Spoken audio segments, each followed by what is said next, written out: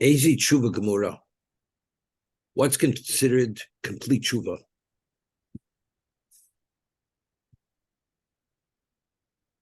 The Rambam said in the first parak that besides charota, besides having remorse that you had done the wrong thing, the Rambam says, the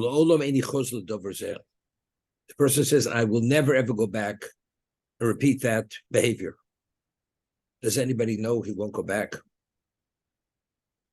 You know, if a person's on his deathbed and he knows he has a moment to live, so of course, I will never do it again. If he'd be healthy and would have the setting where he could do it, doesn't know whether he won't be able to do it. Now, theoretics in the present moment, we accept it. We make that level of commitment, and in our minds, we're convinced. But how do we really know the moment we say we're not going back, that we really are there where we should be? Maybe if we'd be presented again, we would go back, because at the moment you're not being tested. So what's Teshuva Gemura that would be beyond any doubt that when the man says, I'm not going back, he means it's factually established that's a reality. Rambam says, Ezi Teshuva Gemura, Zeh shebo liyodo dover she'over bo. Something presents itself where he could transgress again. It's a setting where in the past he transgressed. Ve'ev shebiod lasoso, and at this moment he could cross that line again. Upirish v'lo oso, and he separated himself. He removed himself. V'lo oso. Mimnei hatshuva. Why did he not do it? Because of tshuva, because of the original remorse and the commitment that he had made not to cross that line. Lo miyiro, v'lo mikishon koach. It's not because at that moment he wouldn't cross the line because he was afraid. Let's say he'd be afraid he'd be caught, or some other consequence, or he no longer had the capacity to transgress, as he gives an example. Ketzad, harei shebol alisha ba'avera. Person had committed, had a illicit sexual relationship, crossed the line. Lachman nisyachid imo, and the situation presented itself at a later date. V'omei ba'avoso bo, and the intensity of his love is no less as when he had engaged with her. Ubekoach gufo, and physically he has the ability to do the act. Ube medina shavaba, and it's the same location. The setting is identical. Nothing has changed. Upirish v'lo ovar zeh v'lo ovar, and he separated himself and he did not transgress. Zeh bal tshuva gemura. This person is an absolute bal tshuva because it's proven from his behavior. It's not theoretics, but in reality, the reason why he didn't cross that line is because he had remorse. It's true remorse. When he says, I regretted I did that, because here he has the opportunity to cross the line again, he doesn't cross the line. So here he's proven himself in real time that he's not going back there ever again. I'll tell you what's a little, what I want to questioning. The Rambam, when he originally began speaking about this halacha, what's Teshuva Gemura? And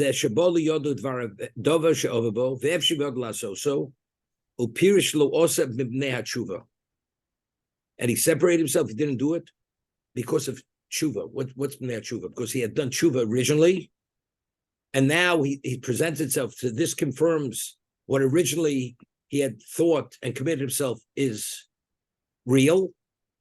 Proof of the reality is he didn't cross the line. Is that the meaning of b'nei tshuva? Or no, he didn't tshuva. Until this moment, he did not do tshuva. He didn't have remorse for what he had done, did not make a commitment. Now it presents itself, and now he doesn't cross that line. That behavior itself not crossing the line, that itself is tshuva itself. Why did he go back there? Because he understands it's something which is unacceptable. Okay? So I'm not sure. Because the Rambam, when he gives us the example, Kate said, what are we speaking about? It doesn't mention that he transgressed and he did tshuva, and then subsequently it presents itself again. The Ram doesn't mention he had done tshuva after he had transgressed the first time, right? He says, "Harei shabo alisha bavero lachas min syachid imo v'omi ba'avoso bo b'korach gufo u'bedin she'avabo u'pirsh lo'aver zeu bal tshuva gemura." So it seems to be there was no previous tshuva. The act itself, the behavior at that moment, not crossing the line, despite everything, that's a confirmation that he regrets, that's remorse, that he doesn't want to repeat that behavior again. And he's not going back there. So now, my question is, we had pointed out from the Rambam in the first perek, well, firstly, when he presents the mitzvah, he says a person should do tshuva. The Rambam's words in the introductions, Shushiyoshu v'achoti micheto lifnei Hashem. His father. The person should do tshuva before Hashem and should confess. And then in the Halacha Aleph, when he had spoken about what is the terminology, the text of the vidui, Hari nichavdi boshti b'ma ulolim. Where is this here?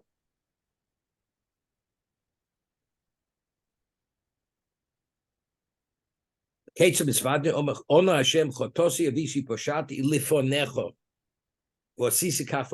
pointed out when a person does tshuva, the two components. I did the wrong thing, and the lefonecha. How did I violate the law, the halacha, if I know it's lefonecha in your presence? How did I have the audacity? It's the ultimate level of disrespect. Although I knew it was lefonecha, nevertheless, I blocked it out and I crossed the line. Even if we'll say that one does not do tshuva, just not crossing the line itself is an indication, is the equivalent of tshuva, that's I have remorse for the act. But what about the lefonecha? How do we understand the lefonecha? Unless we say that just as the first time when he crossed the line, when it was lefonecha, and it was irrelevant that it was the presence of Hashem. Now that he's, despite his love, and despite the setting being identical, he doesn't. The reason why he's not doing it is because it's lefonecha. It's the same thing. We're talking about a person who's aware, he believes in God. If not, the whole concept of lefonecha, it's like a tinuk shenishba. A shogeg is not lefonecha, a shogeg. Although we do vidi in a shogeg, it's lefonecha. Although you knew and you were watching in your presence, lefonecha. The person didn't even know the halacha. So what's lefonecha? So he'd say maybe that even inadvertently, it is still a disrespect because it was the presence of Hashem. If I would have known, I'll give you an example.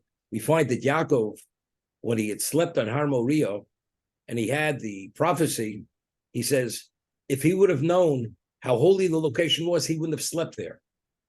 So Yaakov is having remorse that he slept there, not being aware that it's the location of the Shechina. That's what Yaakov said. Okay, Nora Mokum is there. And Rashi says, if I would have known, I wouldn't have slept there. It's a shogeg. Nevertheless, Yaakov is berating himself or feels the sleeping was a disrespect. So you see, even b'shogeg, there's a lefonecha. That's what you see from Yaakov, you know.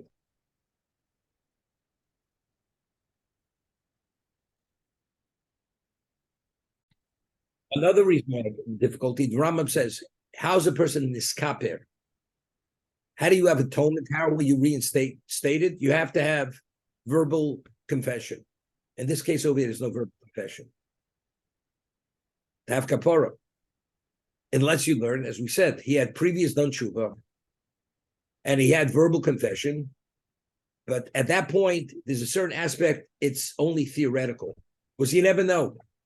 But here, this is the proof, this is the confirmation that what he said then, this is reality. This is the reality the way he lives his life. Right? So we don't have difficulty with the verbal confession. But if we're saying this is the equivalent of that, and the Torah says Visvades Chatosam, you have to have verbal confession, here there's no verbal confession. You could say what we call a dochik, to push it a little bit.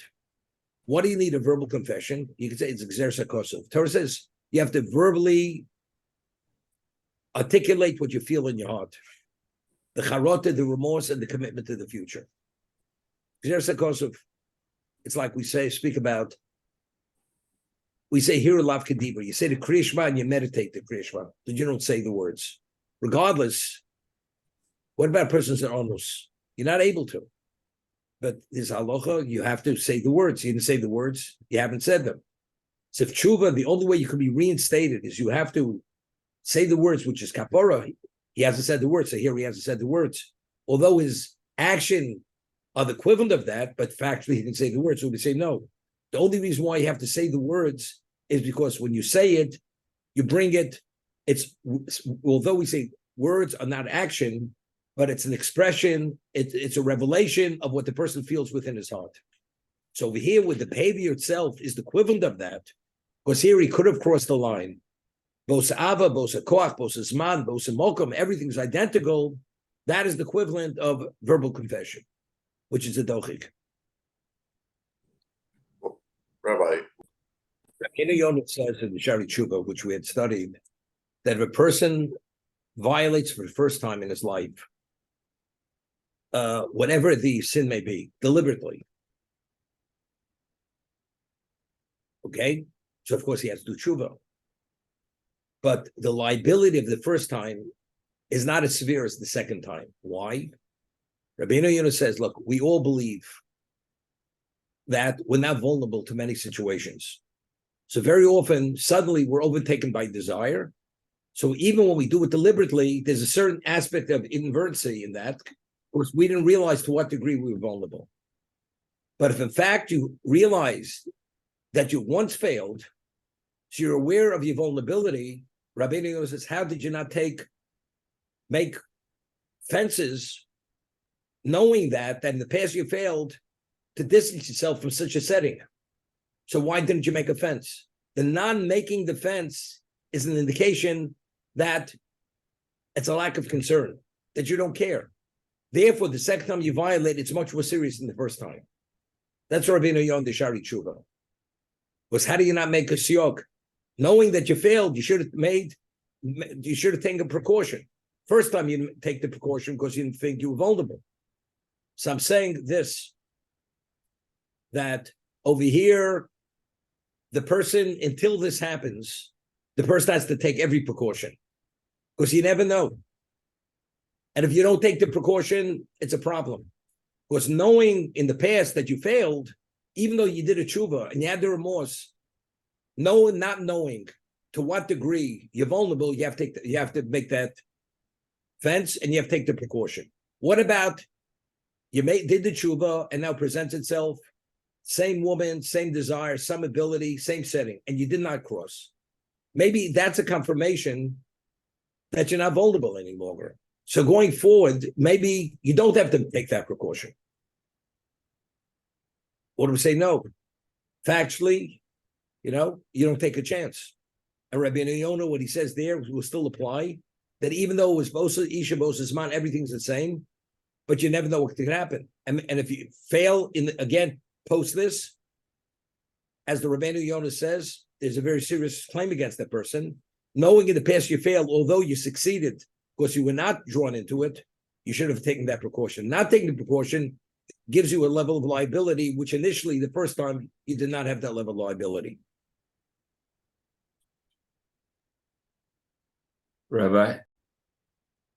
We should have multiple times we have Vidu Yom Kippur. And we make serious commitments. We're going to learn more, this, that, whatever it is. Motzoi Yom Kippur comes. 2 hours of Yom Kippur is over. What is the level, those commitments we were made? You're going to study more. You're not going to whittle away time. How long does it really hold? Doesn't hold very long. Even you just made commitments It's still ringing in your ear what you just said. But yet, if you fail, let's say 2 days later, you slacken up. Okay, we're talking about an hour later, 2 hours later. What does that say? The answer is, you know why? Because to change, if a person is conditioned to cross lines, it's not easy not to cross the lines again. Even though in reality, you don't want to cross the line. So how do you prevent yourself from crossing that line? You have to take precautions. You have to do something overtly to prevent yourself from crossing the line. So if you make the commitment, let's say in Yom Kippur, you have to make the commitment simultaneously, knowing from previous years what happened after Yom Kippur, that this year, no matter what, you're going to set aside time and you're going to make every effort to make sure you're not going to fail as you failed previous years. But let's say a person doesn't, and the scenario repeats itself. What does it say? What's the quality of that Teshuva in Yom Kippur? Seemingly, it's lacking. Because knowing in the past, you made the commitment and it didn't hold very long. So what's the answer? You have to do more than that. You have to do something overt to take precautions. You shouldn't go back there. And if you didn't, what does that mean? It means it's a paltry tshuva. So I'm not sure qualitatively what that tshuva is worth. That's the point I'm making. Okay, we began Parshas Nitzavim.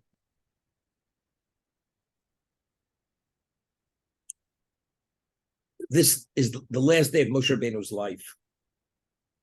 And we're entering into a bris before we go into Eretz Yisrael, a covenant. We're committed to the Torah's entirety, but what's being introduced here, in this covenant, we have the concept of arevus. Kol Yisrael arevus eluzeh. All Jews are responsible for one another. You know, the Mishnah tells us in Rosh Hashanah that the only person who could cover another person in Tkiyah Shofar is if the person himself is obligated to Tkiyah Shofar. Tkiyah Shofar is mitzvah saseshes man grama. It's a time-determined mitzvah.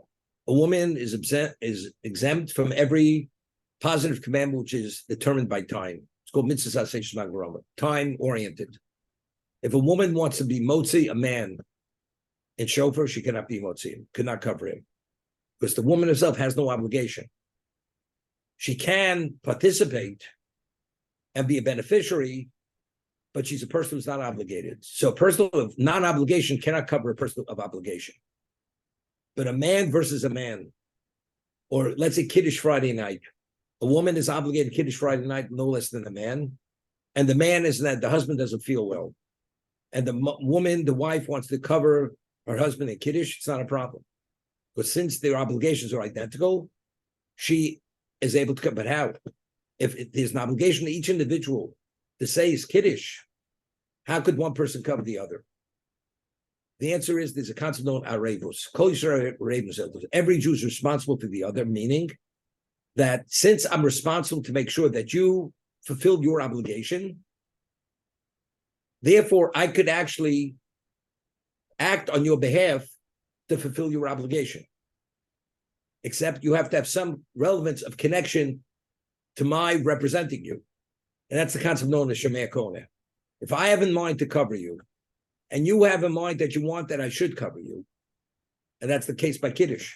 The one who says Kiddush has to have in mind that he's covering all the listeners, and the listeners have to have in mind that they want to be covered by the one who's actually saying the Kiddush. That linkage creates a setting that the listening is the equivalent of you saying it yourself. That the person who's saying it on your behalf, it's as if you're saying it. And you get full credit for saying Kiddush Friday night. But that is based on the principle of what we're talking right now of arevus. Kol Yisrael arevus eluzeh. Every Jew is responsible. So I'm responsible to make sure that you cover your obligation. That's arevus. That's in a halachic sense. What about in terms of liability, culpability? If I can make a difference in your life to prevent you from sinning, from transgressing, and I don't, what is the level of liability? The person who could have prevented the other person from sinning and did not, he's held accountable for that sin. Of course, the person who sinned is accountable, But the person who could have made a difference and did not make the difference, he also has accountability. So we speak about over here different echelons of the Jewish people.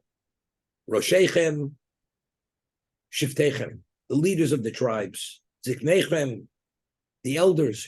Shotrechem, then Kol Yisrael. Kol Yisrael. So Orachaim HaKodesh, and all the commentators before Shem say, everybody has different spheres of influence. Rosh Shiftechem, what is their sphere of influence? The leaders of the Shvatim.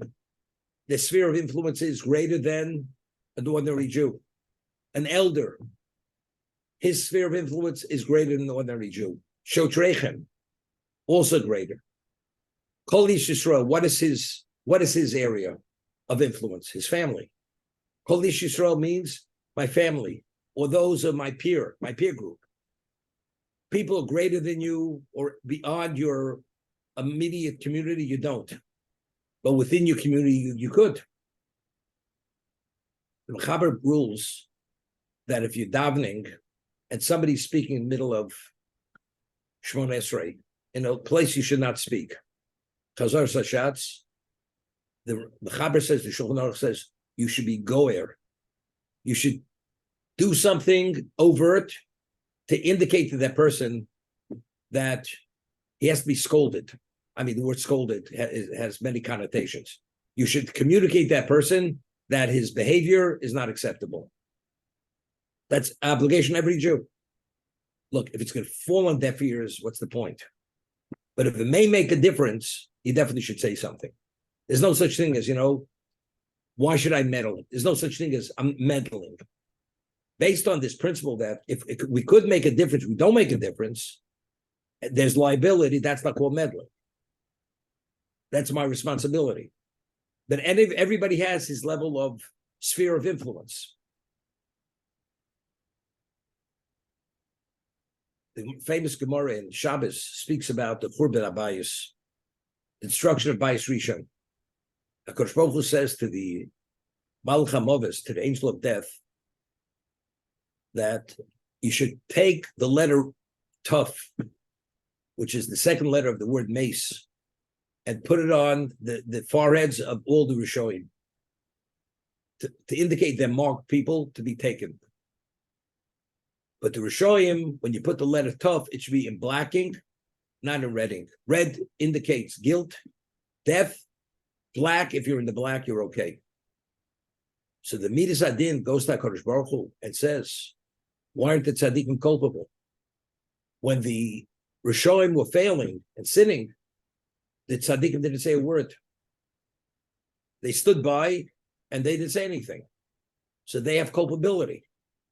So Hashem says to the Midas Adin, and if they would have made a difference, it wouldn't have made a difference, they wouldn't have listened. So the Midas Adin says to Hashem, says to Hashem, but did the tzaddikim know that? They didn't know that.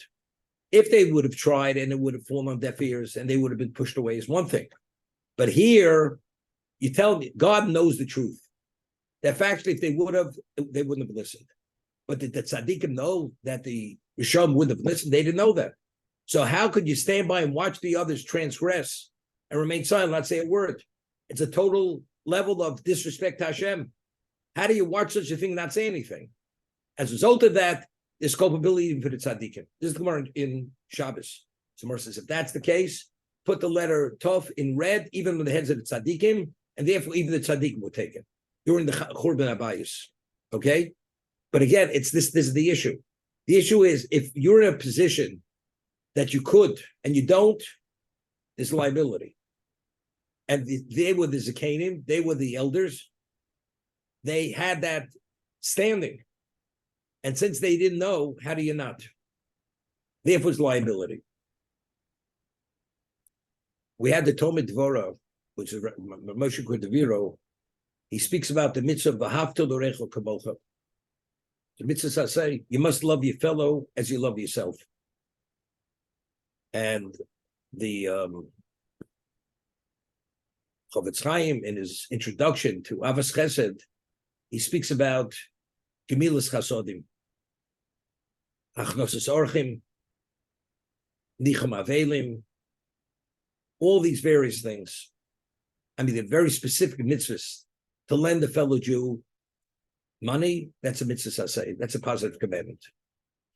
But doing kindness to your fellow, achnosis orchim, hospitality, nicham avelim, this kind of situation, that goes into besides v'lachta b'drochov, it's v'hafta l'refel kamocha. You'd want to be hosted. You would want to be, God forbid, a person dies. You'd want to be eulogized. You'd want to be buried. All that goes into v'hafta l'refel kamocha. That's the mitzvah saseh v'hafta l'refel kamocha. My mashgiach Zichron Baruch used to say that, in yeshiva and shuls, at the end of davening, they say Tillim. They say one chapter, 2 chapters of Tillim for people not well. And very often people, they walk out.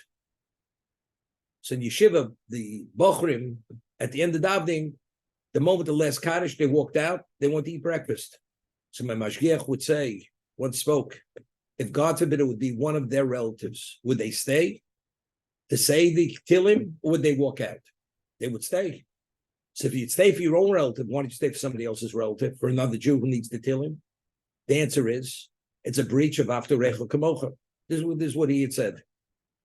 I mean, I heard this literally going back 56 years ago from my mashgiach. But it is. We don't even think about these things. People speak. You know what we're lacking today? Avas Chinam. We have Sinas Chinam. Where's Avas Chinam? Forget about our sin, Avas Chinam. Let's talk about Ava. We're supposed to be Ava. Right? Stay a little longer, say Tillim, as everybody else is Tillim. But a person walks out. I'm just bringing out. So I'm saying, what is it rooted in? It's rooted in Kol Yisrael Ravens Elazar.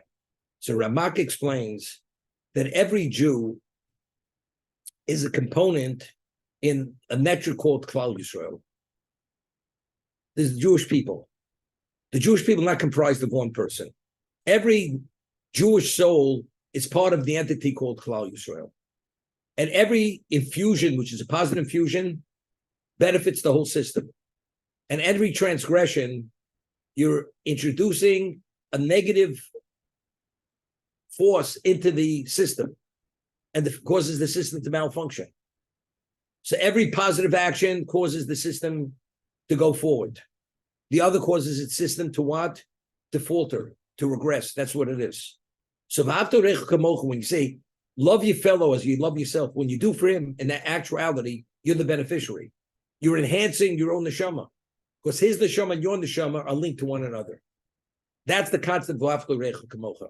We're not individuals. Every individual will link to one another. Therefore, I'm responsible for you because me doing for you, I'm doing for myself. That's the concept. And the Midrash gives us depicts a very interesting situation. 2 people are on a boat, and one person begins boring a hole under his seat. So his seatmate says to him, "What are you doing?" So his seatmate says, "It's under my seat, it's not under your seat." He says, "But you realize, you put that hole under your seat, we all go down." And that's exactly the concept of Arevus. Kol Yisrael Arevus Elazar. What one does, it impacts. Consequently, it's on your fellow. Therefore, when you do positive, it impacts positively. Negative, it's negative. And because of that, that's why there's liability and culpability. If you could have made a difference, you didn't make a difference, you're held responsible for even introducing that negative because you could have prevented that negative from taking place.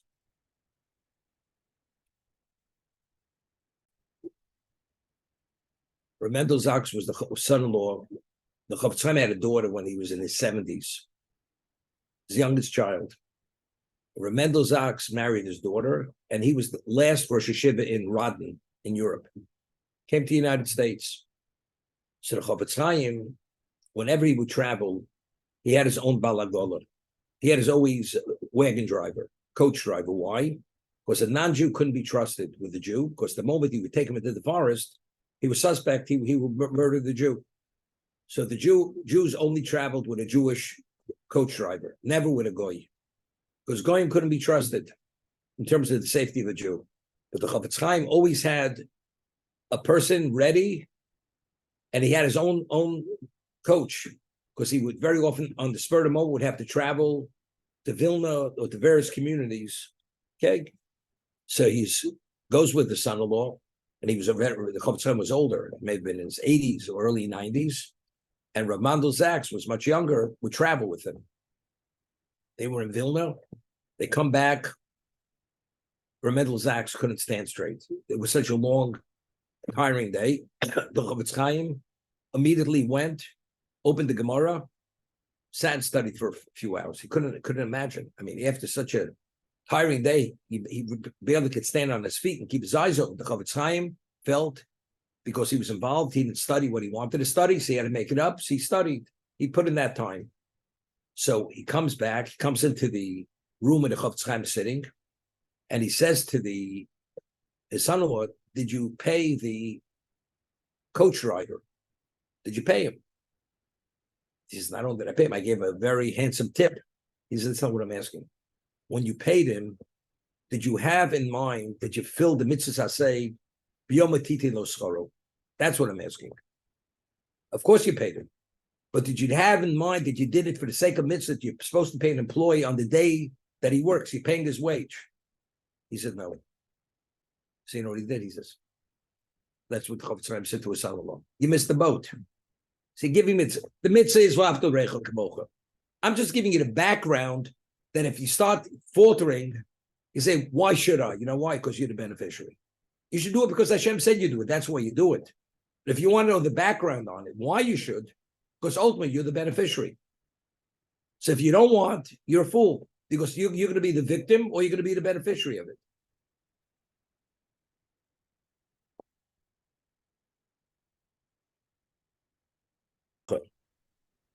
On writes, we don't live in an era of miracles any longer.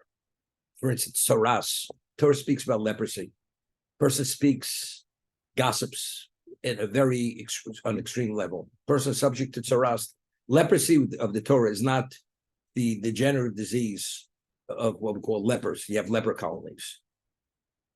It was a white adhesion, a lesion, which indicated that you've gone beyond the pale, therefore you have to go out of the camp. It was a miracle. The black hair turning white, or this or that, white. So he says, because Hashem only performs miracles when it's going to make a difference. Hashem is not going to change nature, that all it is, it becomes table talk.